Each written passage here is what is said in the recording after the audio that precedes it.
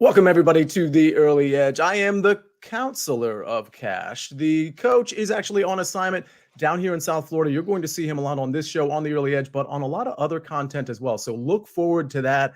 But it's going to be me today. That's an in-sync reference. We're going to be doing pop culture references all show if I have anything to do about it. Let's look back at yesterday before we introduce our guests. Really good day with the brand at SportsLine. 5-2, 50-50 on the hardwood with the coach, but Matt Snyder bringing it again. Mike McClure on an unbelievable Major League Baseball streak. So that is absolutely fantastic.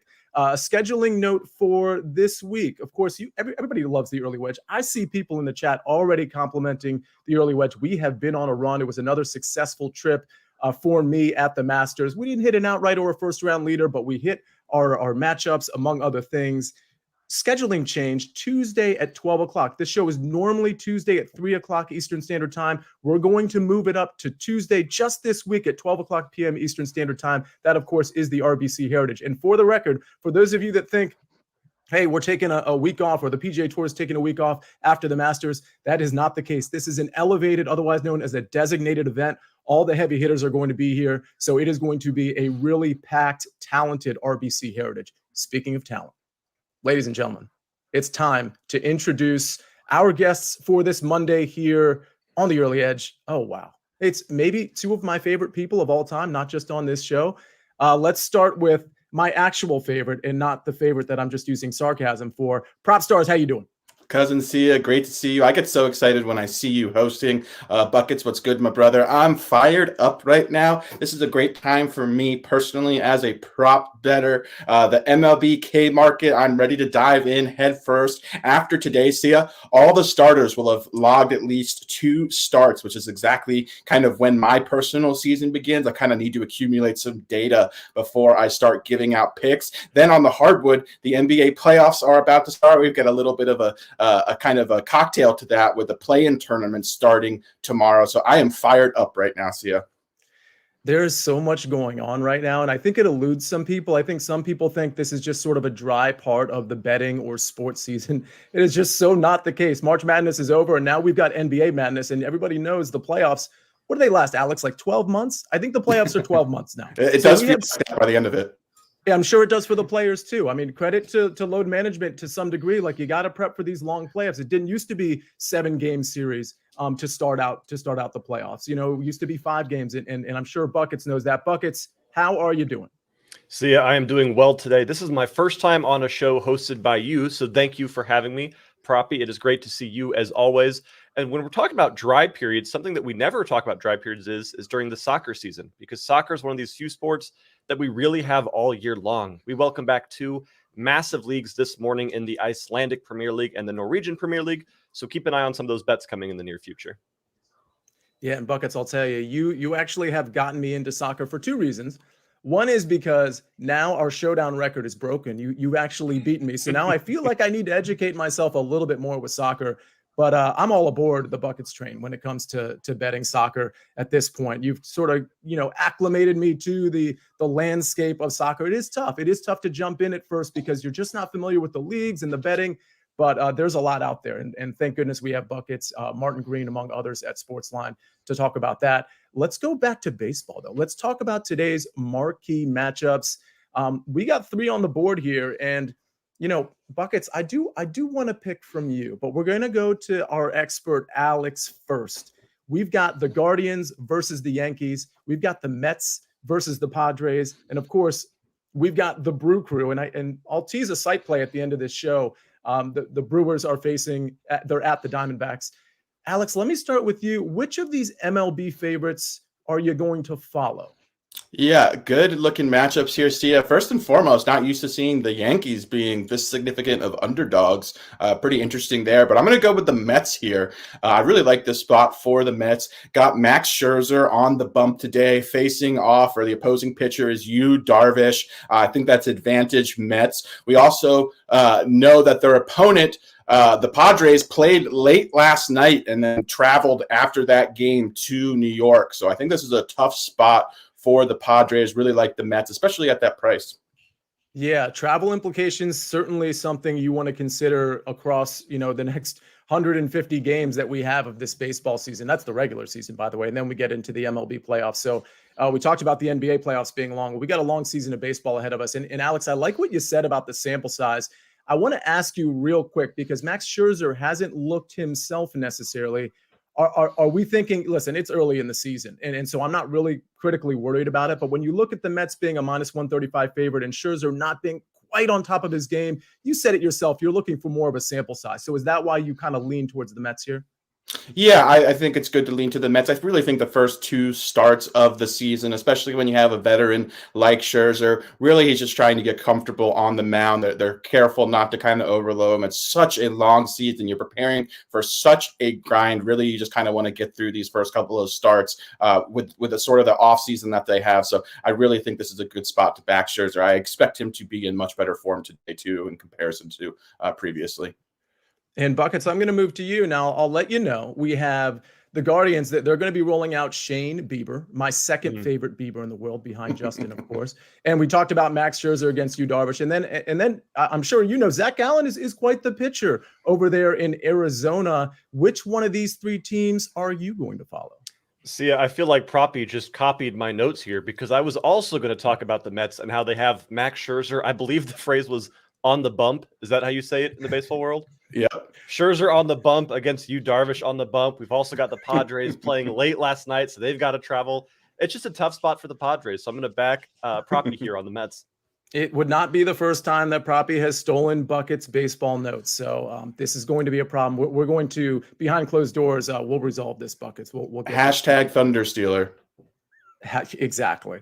And by the way, my pick here, I wouldn't have an official play on either of these three. I am a Zach Gallen guy. So, I mean, if I had to make a play, and I'll tell you, when we get to our site plays, when we do the recap screen at the end of the show, there might be something that may or may not contradict my play here, but it's not an official play for me. So if I had to pick one of these three, I like the juice. I don't like the juice with Bieber at minus 155 against the Yankees of all teams. So I think I would probably err on the side of Zach Gallen at home, minus 135.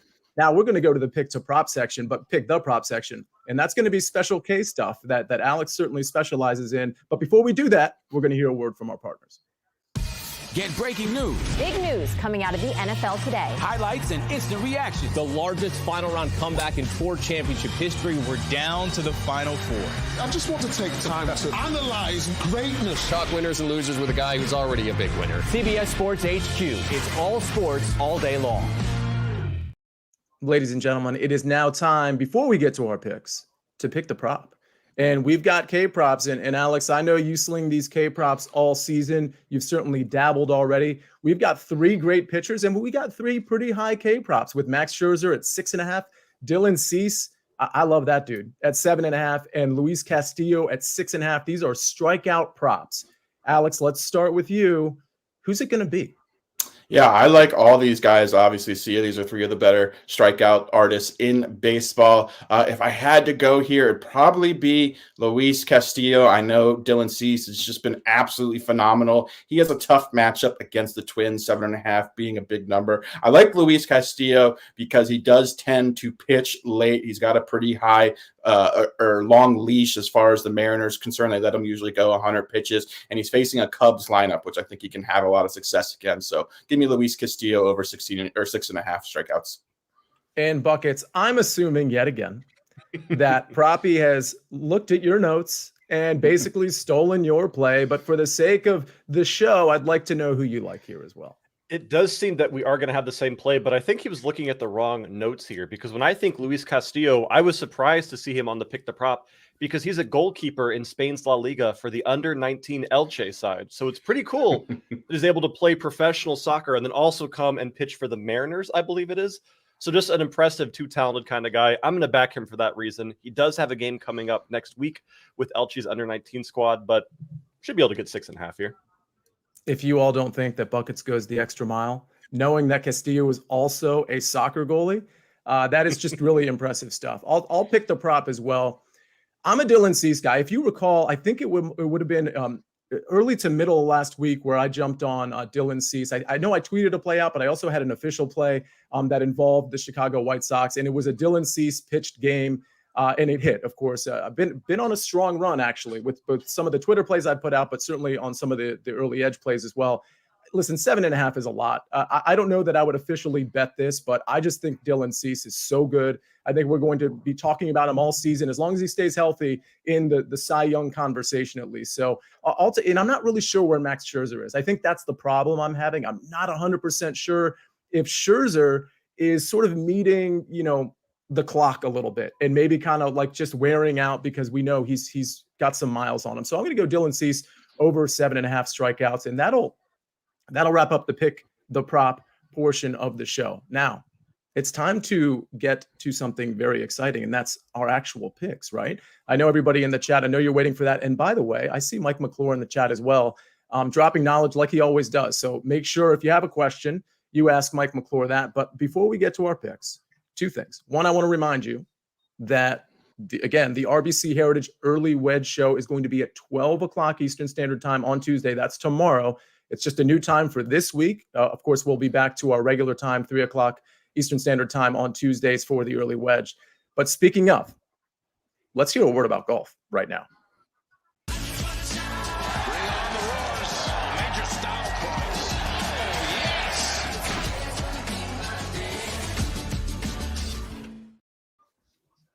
All right, we are back. This is the Early Edge, and it's time to get to our picks. And Proppy, I want to start with you because you have a play here that I want you to talk about. But then I also wanted to ask you if there was another play that maybe you had a strikeout play that maybe you had a lean towards, maybe involving the Dodgers game coming up tonight. But let's start with your official play.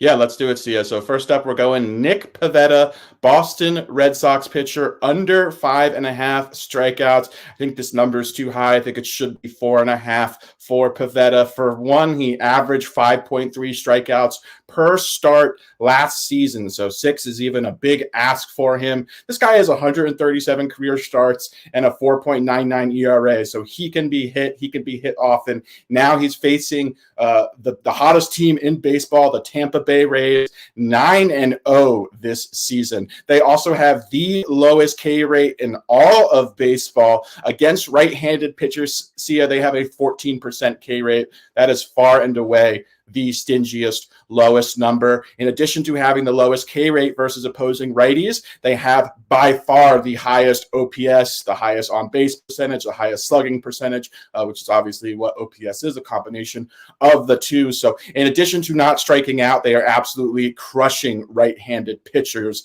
and this is just a really good matchup to fade Pivetta. Furthermore, he has a lot of familiarity with this Rays team, being they're both in the AL East, faced them 4 times last season, and we have a very similar lineup to last year, and he never eclipsed 5 strikeouts in any of those 5 starts. So I think this is a wonderful spot to fade Nick Pivetta, under 5.5 strikeouts. I play it all the way up to like -150, -155.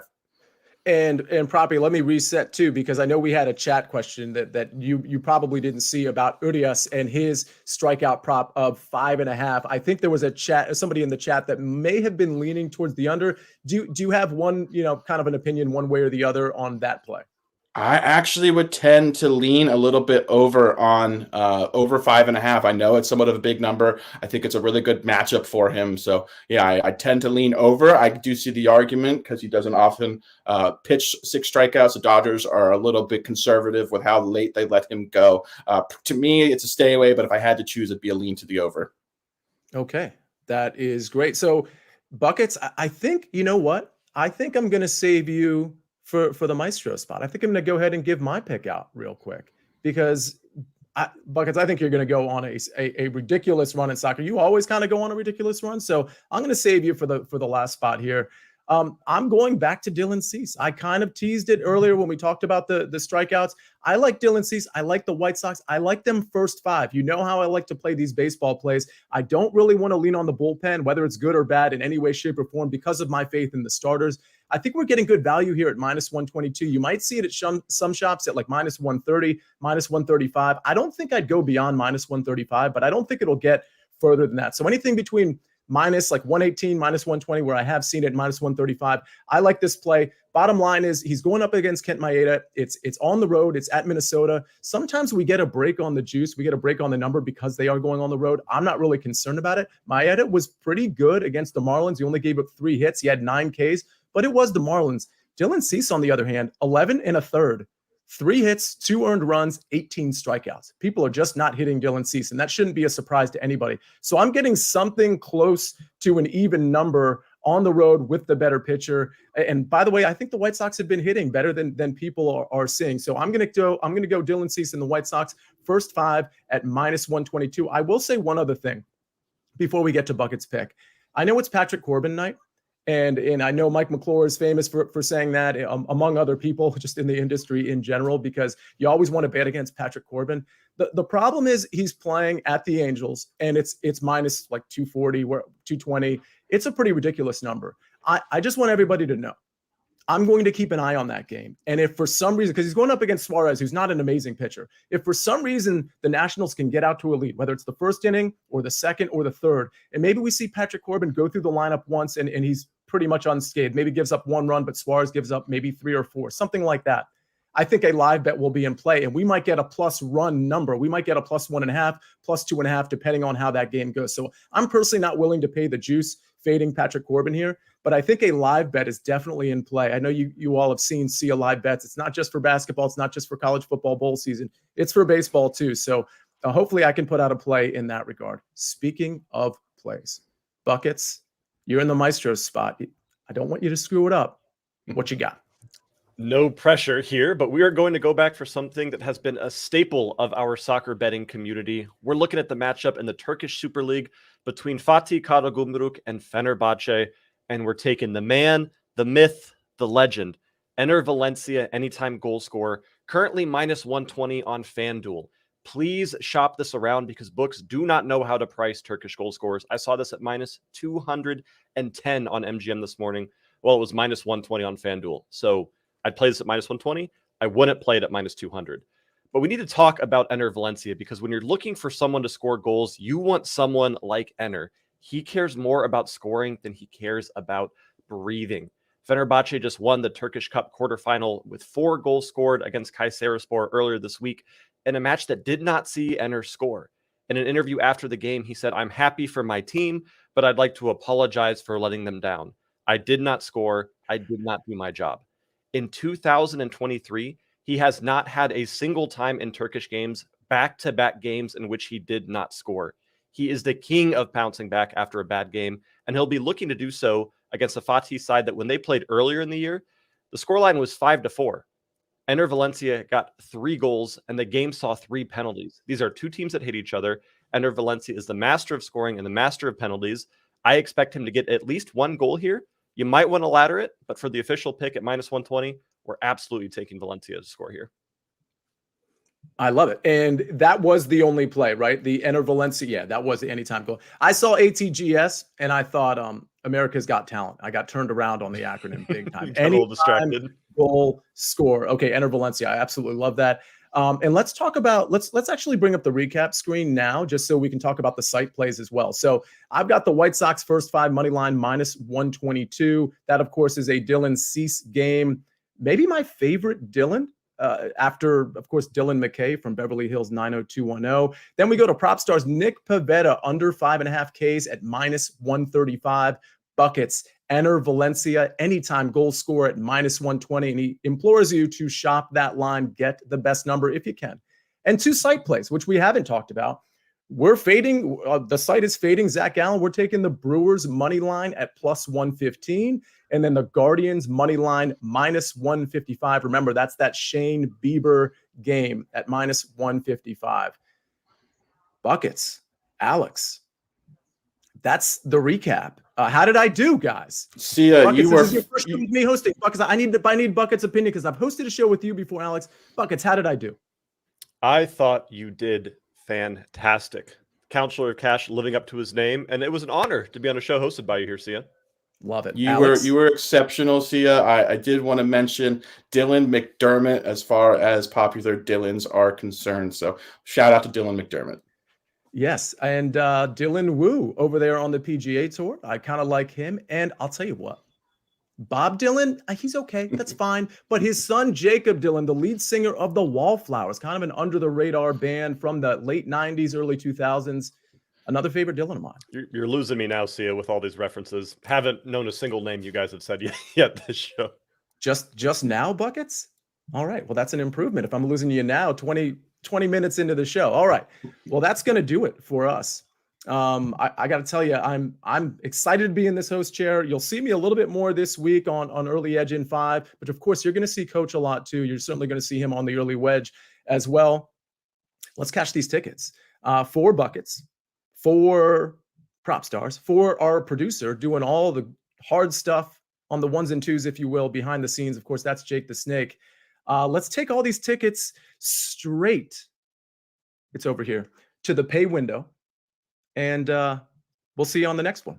This has been The Early Edge.